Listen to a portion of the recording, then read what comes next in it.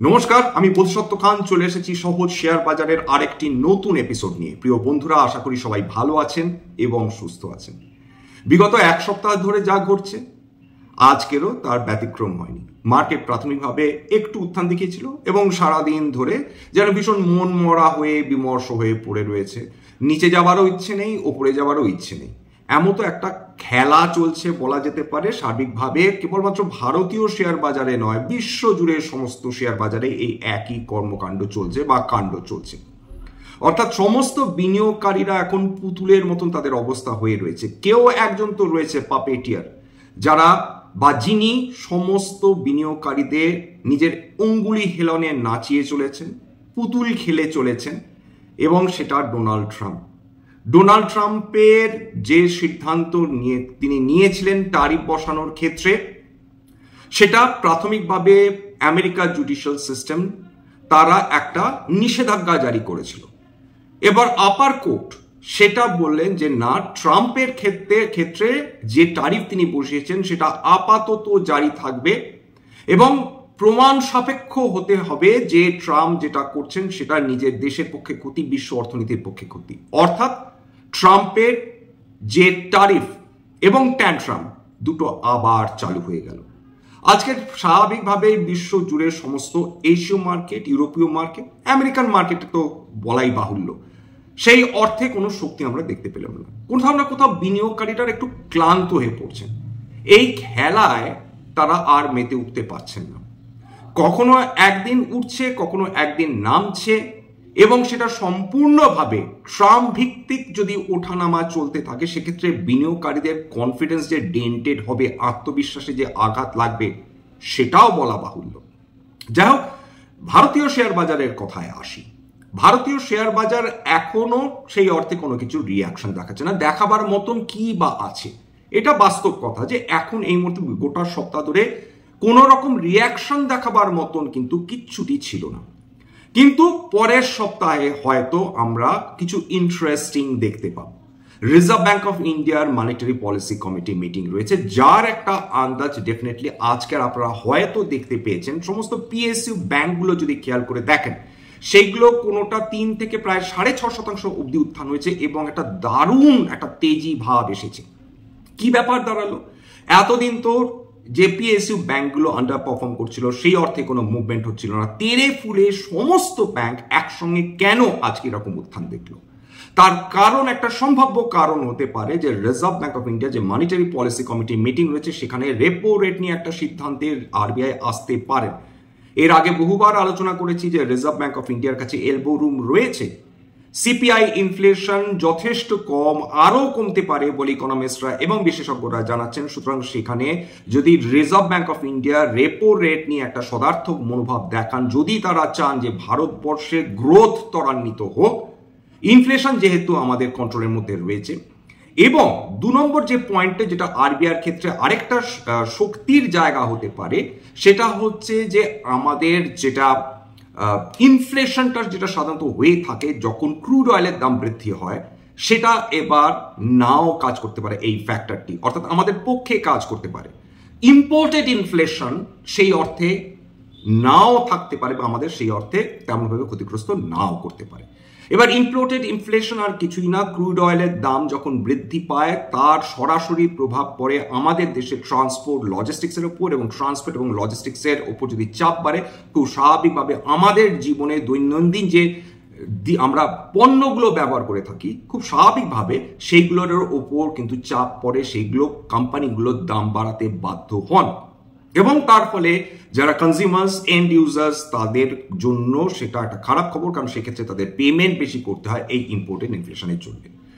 এইবার যদি reserve bank of India এরকম রেপো রেট নিয়ে কোনো সদার্থক মনোভাব দেখান, খুব স্বাভাবিকভাবে যেগুলো রেট সেন্সিটিভ সেক্টরস রয়েছে সেগুলো খুব নো ওয়ান্ডার সেগুলো উজ্জীবিত হওয়ার সম্ভাবনা বৃদ্ধি পাবে। রেট সেন্সিটিভ সেক্টরস বলতে কি বোঝায়? রেট সেন্সিটিভ সেক্টরস বলতে auto, real estate, banking, non banking financial companies. অর্থাৎ ইন্টারেস্ট রেট কমলে এই ধরনের সেক্টর উজ্জীবিত হয়, কারণ সেক্ষেত্রে কম ইন্টারেস্টে মানুষ ঋণ পান, সেটা পার্সোনাল লোন হোক, অটো লোন হোক, হোম লোন হোক, যাই হোক না কেন।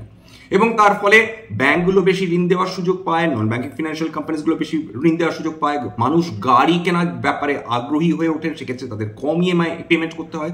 পার্সোনাল লোন যারা নিচ্ছেন তাদের ক্ষেত্রেও অনেকটা লাঘব হয় এই ঋণের ভার, কারণ সেক্ষেত্রেও ইএমআই কমে যাওয়ার সম্ভাবনা থাকে। সেই কারণেই যেগুলো রেট সেন্সিটিভ সেক্টরস, যখনই রিজার্ভ ব্যাংক অফ ইন্ডিয়া তারা রেপো রেট কমিয়ে থাকেন, তখনই ইতিহাস দেয় মানে সাক্ষী যে শেয়ার বাজারে এই ধরনের সেক্টরসে একটা গতি আসে, একটা র্যালি আসে।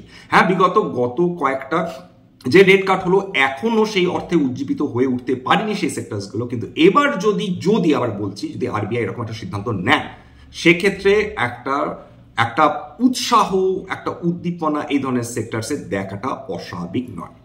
এরপর আসুন চলে আসি যে এফআইআই, অর্থাৎ বিদেশি যে বিনিয়োগকারীরা ভারতবর্ষে বিনিয়োগ করছেন। কালকে অর্থাৎ বিগত কাল 29 মে এই দিনও তারা 884 কোটি টাকার তারা শেয়ার কিনেছেন এবং এফডিআইআইরা নিরন্তর কেনাকাটি করে যাচ্ছেন। 4286 কোটি টাকার উপর শেয়ার তারা অলরেডি বিগতকাল কিনেছেন। আজকের কি হয় দেখা যাক। ওভারঅল গোটা মে মাসের জন্য এখনো এফআইআইরা প্রায় 18,222 কোটি টাকার কাছাকাছি শেয়ার নেট পারচেজ করেছেন, মোট শেয়ার কিনেছেন। অনেকে বিক্রিও করছেন, কিন্তু বেশি এফআইআইস বেশি পরিমাণ শেয়ার কিনেছেন, যত বেশি বিক্রি করেছেন তার তুলনায়। ডিআইআইদের কথা কি বলবো, অলরেডি 58,556 কোটি টাকার শেয়ার কিন্তু তারা এই মাসে কিনে ফেলেছেন। খুব পজিটিভ খবর। এফআইআইরা ফিরে আসছেন ভারতীয় শেয়ার বাজারে, ভারতীয় শেয়ার বাজারের প্রতি কনফিডেন্স দেখাচ্ছেন, ডেফিনেটলি ভালো খবর। ওইদিকে যে ডলার ইন্ডেক্স রয়েছে সেটা আবার 100 নিচে নেমে গেছে, 99.29 কাছাকাছি লাস্ট ট্রেড করছিল, সেটা ভারতবর্ষের পক্ষে ভালো খবর। যত ডলার ইন্ডেক্স দুর্বল হবে তত ভারতীয় শেয়ার বাজারের পক্ষে খুব ভালো। যদিও কজ অফ ওয়ারি কিন্তু ডলার আজকের উত্থান দেখেছে প্রায় 85 টাকা 61 কাছে, সেটা লাস্ট যে ডেটা পাওয়া গেছে সেখানে ট্রেড করছিল।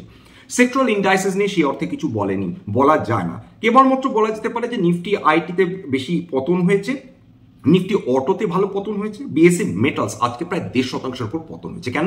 তার প্রধান কারণ কিন্তু এই খবরটা বাতাসে ভেসে বেড়াচ্ছে, বিভিন্ন নিউজ মিডিয়া, প্রিন্ট মিডিয়া, এইগুলোতে আমরা দেখতে পাবো যে চায়নার সঙ্গে নাকি আমেরিকার যে ট্রেড যে এগ্রিমেন্ট হওয়া যদি হয়, তো যে পথে এগোচ্ছিল সেখানে কিছুটা নাকি স্থিমিত হয়েছে, এর ফলে 3% নেমে গেছে। অর্থাৎ মানুষ হয় খুব খারাপ খবর শুনতে চায়, নতুবা খুব ভালো খবর শুনতে চায়, মাঝামাঝি কোনো কিছুর প্রতি এখন তাদের আস্থা নেই। আজকের বিভিন্ন যে মেটাল স্টকসগুলো সেগুলো 3-4% করে একটা স্টকে কারেকশন এসছে। স্টিল সেক্টরে কারেকশন এসছে, স্বাভাবিক মেটাল সেক্টরগুলো মানে মেটালস এবং মিনারেল সেক্টর প্রত্যেকটাতে মোরাললেস কারেকশন এসছে। তার ফলে আজকে বিএসসি মেটালস নেমেছে।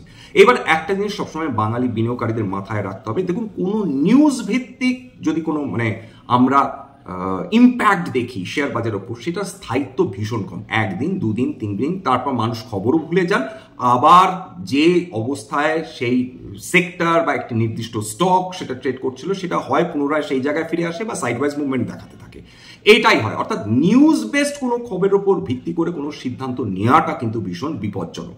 হ্যাঁ, এটা লং টার্ম ইম্প্যাক্ট আছে কিনা এটা বুঝতে হবে।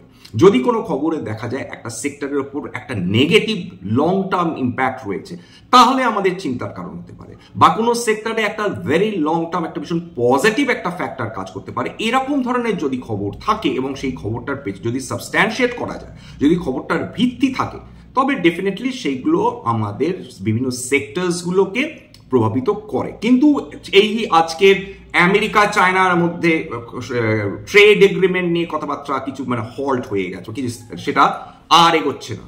যখন ট্রাম্প এবং চাইনিজ প্রিমিয়ার তারা দুজনে বসে কথা বলবে তখন কথা এগোবে। তার ফলে আজকের যে মেটাল সেক্টরে 1.5% বেশি কারেকশন হলো, এর কোনো ভিত্তি আছে? উত্তর হচ্ছে না, নেই। কিন্তু তবুও ওই যে গ্রিড অ্যান্ড ফিয়ার, মানুষ ভয় বিক্রি করে, লোভে পড়ে কেনে, এটা সবসময় কাজ করে, আজীবন কাজ করেছে, শেয়ার বাজারের ইতিহাসে প্রথম থেকে কাজ করেছে। শেয়ার বাজার এবং মানব সভ্যতা যতদিন টিকে থাকবে ততদিন এর সব কাজ করবে। যাই হোক, এরপর চলে আসি হচ্ছে আজকে 52 উইকস হাইটা একটু বলে নেওয়ার প্রয়োজন রয়েছে। ডিফেন্স স্টকসগুলোতে 52 উইকস উচ্চতা, প্রত্যেক দিনই কোনো না কোনো শেয়ার তারা ছুটছে বা কোম্পানি ছুটছে। অ্যাপোলো মাইক্রো সিস্টেমস সেটা আজকে 52 সপ্তাহে উচ্চতা নতুন করে ছুঁয়েছে। ভারত ডায়নামিক্স এটাও 52 উইকস হাই। এছাড়া ভারতী হেক্সাকাম, বিএসসি লিমিটেড দুর্দান্ত রেজাল্ট করেছে, তার ফলে বিএসসি লিমিটেড আজকের দুর্দান্ত যেরকম উত্থান দেখেছে, এই স্টকটা নিয়ে আজকে আলোচনা করবো তার রেজাল্ট নিয়ে। এছাড়া Care Ratings, DCB Bank, Force Motors, এক্সোবার Technology, Hitachi Energy, Intellect Design Arena, Max Financial, Procter and Gamble, Reliance Power নিয়ে আলোচনা অন্য কোনো দিন করবো। এই স্টকটা আলোচনা অন্য কারণে করবো, এর রেজাল্ট ভালো হওয়া খারাপ হওয়ার ব্যাপারটা নয়, এর পেছনে অনেক বড় ইতিহাস রয়েছে, অন্য কোনো দিন। Solar Industries, South Indian Bank, স্টাইলনেক্স, ওয়েলস্পান কর্প, এরা 52 এক্সাইড। কমোডিটির মধ্যে সোনার সামান্য আজকে 268 টাকা মতো নিচে, 95,121 টাকায় 10 গ্রাম সোনা 24 ক্যারেট 5 জুন এক্সপায়ারি ট্রেড করছিল এমসিএক্স এ। ক্রুড অয়েল যেখানে ছিল সেখানেই রয়েছে, খুব নামেনি, খুব ওঠেনি, সুতরাং ভারতীয় শেয়ার বাজারের জন্য খুব একটা চিন্তার কারণ নয়। 5,265 টাকা প্রতি ব্যারেল, ওই 60 থেকে 65-র মধ্যেই ট্রেড করে যাচ্ছে। সেই নাইমেক্স বলুন, সেটা ব্রেন্ট বলুন, ক্রুড অয়েল বলুন, ইন্ডিয়ান ক্রুড বাস্কেট বলুন, সবকিছু। এইবার চলে আসি হচ্ছে আমাদের যে পিএসইউ ব্যাংকসগুলো, সেগুলো র্যালি দেখলে আজকে খুব মজা পাবেন। ব্যাংক অফ বরোদা প্রায় 2.88% উত্থান, ব্যাংক অফ ইন্ডিয়া 2.77% উত্থান, ব্যাংক অফ মহারাষ্ট্র 6.16% উত্থান, কানাড়া ব্যাংক 3.6% উত্থান, সেন্ট্রাল ব্যাংক 5% উত্থান, আইডিবিআই ব্যাংক 3.2% উত্থান, ইন্ডিয়ান ব্যাংক 2.72% উত্থান, ইন্ডিয়ান ওভারসিজ ব্যাংক 6.46% উত্থান, পাঞ্জাব অ্যান্ড সিন্ধ ব্যাংক 4.77% উত্থান, এছাড়া স্টেট ব্যাংক অফ ইন্ডিয়া 1.72% উত্থান, ইউকো ব্যাংক 6.75% উত্থান, ইউনিয়ন ব্যাংক 4.4% উত্থান। এইবার আর কয়েকটা ছোট ছোট কোম্পানি যাদের রেজাল্ট বেড়েছে, ওলা ইলেকট্রিক বিপুল পরিমাণ লস করেছে। কবে এটা প্রফিটেবল হবে, আদৌ প্রফিটেবল হবে কিনা, অনেক ইপস অ্যান্ড বাটস রয়েছে। বিশেষজ্ঞরা এই মুহূর্তে ওলা ইলেকট্রিককে নিয়ে খুব একটা যে আশাবাদী সেরকম নয়, কারণ ওলা ইলেকট্রিক যে খুব দারুণ ইমপ্রুভমেন্ট করছেন এমন কোনো তারা ইন্ডিকেশন দিচ্ছে না। বিএসসি নিয়ে তো ডেফিনেটলি বললাম, ম্যাজগাঁও ডক শিপ বিল্ডার্স, যে শিপ বিল্ডিং কোম্পানিগুলোকে নিয়ে আমরা এত উৎসাহিত উত্তেজিত, সেই কোম্পানিটা কিন্তু মানে ইয়ার অন ইয়ার প্রায় 50% বেশি প্রফিট কিন্তু তাদের ডিপ করেছে। এটা একটা চিন্তার কারণ। তার ফলে আজকে ম্যাজগাঁও ডক শিপ বিল্ডার্সের একটা বড় পতন এসেছে। যাক, এবার চলে আসি হচ্ছে যে ফান্ডামেন্টালস গুলো নিয়ে আলোচনা এবং রেজাল্টস। শুরু করছি হচ্ছে আজকে 3টে কোম্পানিকে নিয়ে আলোচনা করবো। সুজলন মানে হচ্ছে যে একটা ফিনিক্স পাখির মতন, রাইজিং ফ্রম দি অ্যাশেস। অর্থাৎ ফিনিক্স পাখির যে গল্পটা রয়েছে, যে ফিনিক্স পাখি কখনো মারা যায় না, অমর। যখন সে বৃদ্ধ হয়ে যায় বা তার বয়সকাল মানে অনেকটা বয়স হয়েছে এরকম একটা অবস্থা হয়, তখন সেই ফিনিক্স পাখি নাকি তারা আগুনে গিয়ে ঝাঁপ দেয় এবং নতুন একটা বডি নিয়ে সে আগুন থেকে বেরিয়ে আসে, নিজের বডিটা রিভাইভ করে।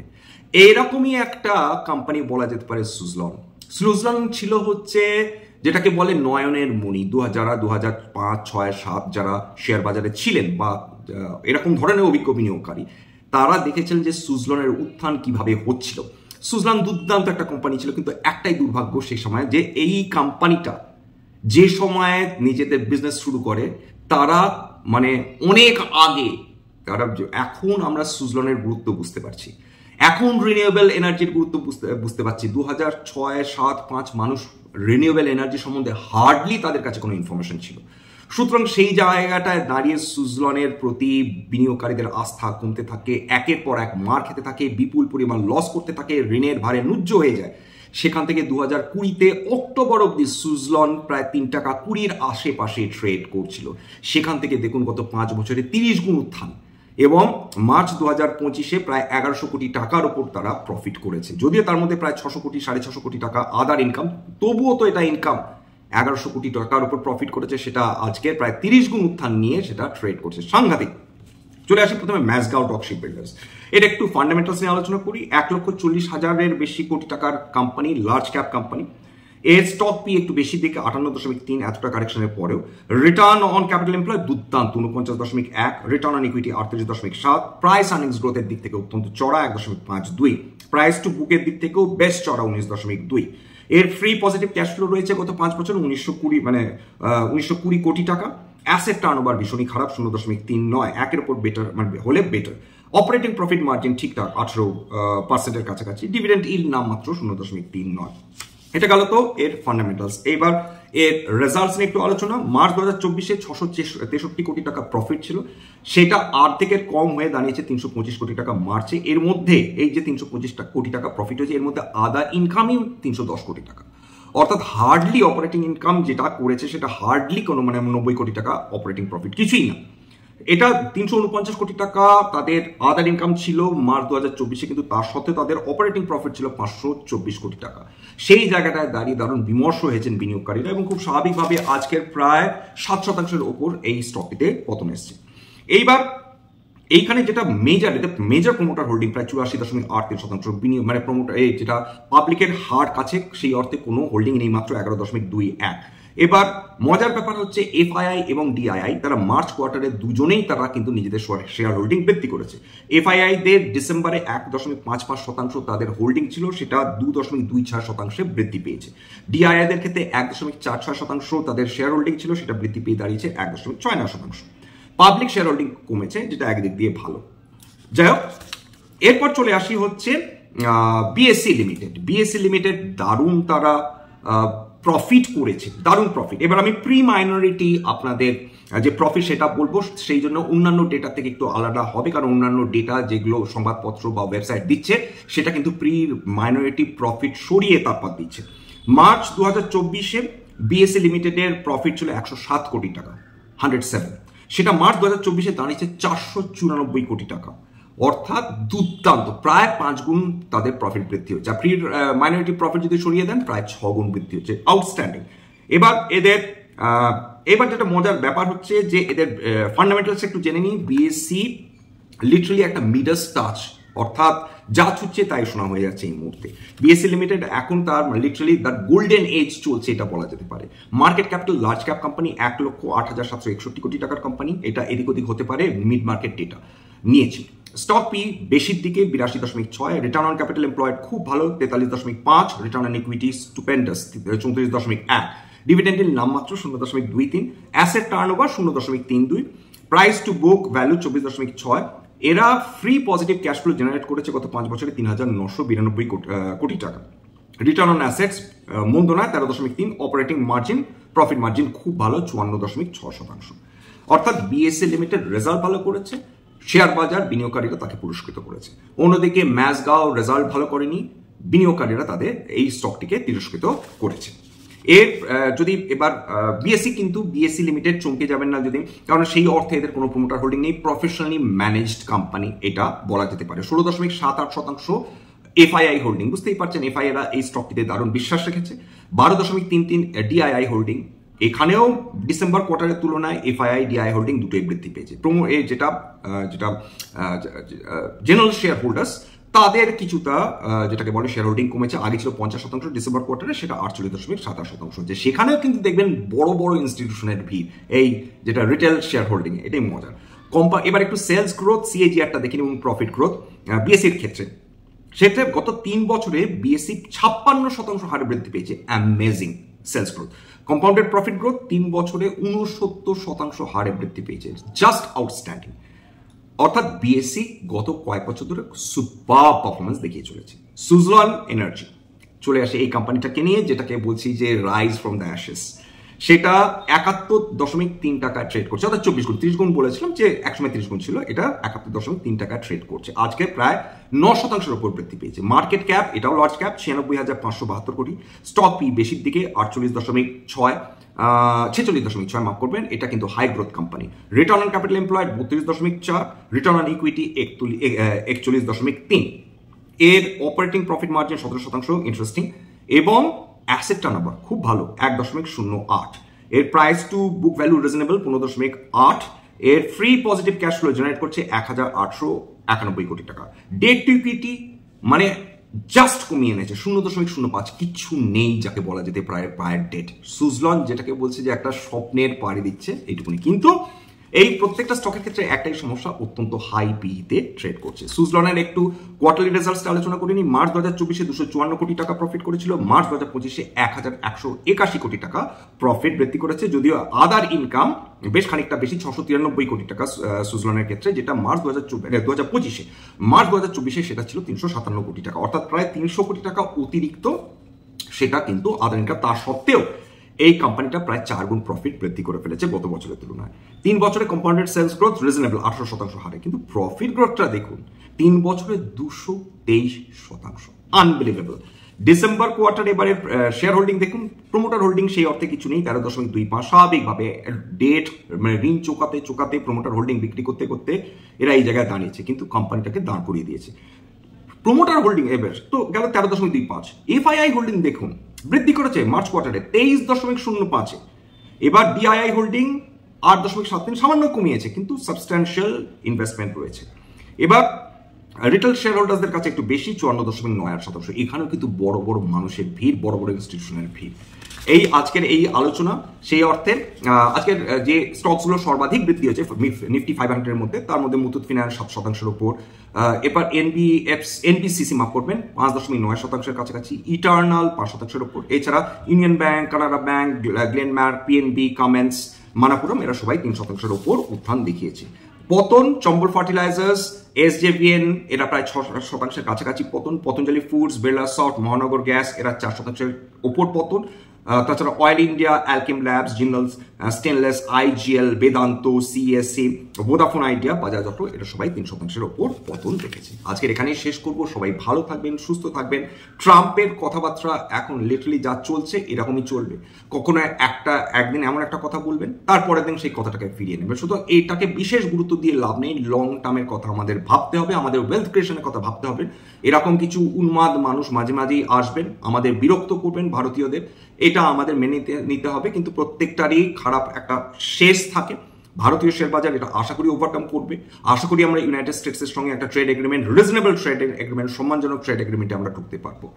এখানেই শেষ করছি। স্ট্যান্ডার্ড ডিসক্লোজার যে কোম্পানিজগুলো নিয়ে আলোচনা করলাম, হতে পারে আমার বা আমার পরিবারের তাতে বিনিয়োগ থাকলেও থাকতে পারে, এবং ভবিষ্যতে যদি নতুন করে কিনি বা বিক্রি করে আগাম বিজ্ঞপ্তি দিয়ে কিন্তু কিনতে বা বিক্রি করতে পারবো না। স্ট্যান্ডার্ড ডিসক্লেমার, এটা কেবলমাত্র একটা এডুকেশনাল চ্যানেল। বাঙালি ইনভেস্টারদের ইনভেস্টার অ্যাওয়ারনেস বৃদ্ধির জন্য এখানে কোনো ধরনের কোনো শেয়ারের buy sell recommendation, suggestion, advice এমনকি ইনফ্লুয়েন্স করা হয় না। আমার কথা শুনে যদি আপনারা কোনো শেয়ারের ব্যাপারে বাই সেল সিদ্ধান্ত নেন, সেক্ষেত্রে ক্ষতির মুখোমুখি হতে পারেন, কারণ আমি কেবলমাত্র এগুলো ফর ইলাস্ট্রেশন পারপাস বা উদাহরণ হিসেবে ব্যবহার করেছি। সুতরাং সবসময় একজন সেবি রেজিস্টার্ড ইনভেস্টমেন্ট অ্যাডভাইসারের পরামর্শ নেওয়ার চেষ্টা করবেন বা নিজের ডিউ ডিলিজেন্স করবেন। সবার শেষে যেটা বলে থাকি, যদি এই ধরনের এপিসোড আপনাদের ভালো লাগে প্লিজ একটা লাইক দেবেন, প্লিজ সাবস্ক্রাইব করবেন, এবং যদি সত্যি মনে হয় আমাদের বাঙালি ভাই বোনদের কিছুমাত্র কাজে লাগবে এই ধরনের এপিসোডস, একান্ত অনুরোধ করবো প্লিজ নিজের গ্রুপে শেয়ার করে দেওয়ার চেষ্টা করবেন।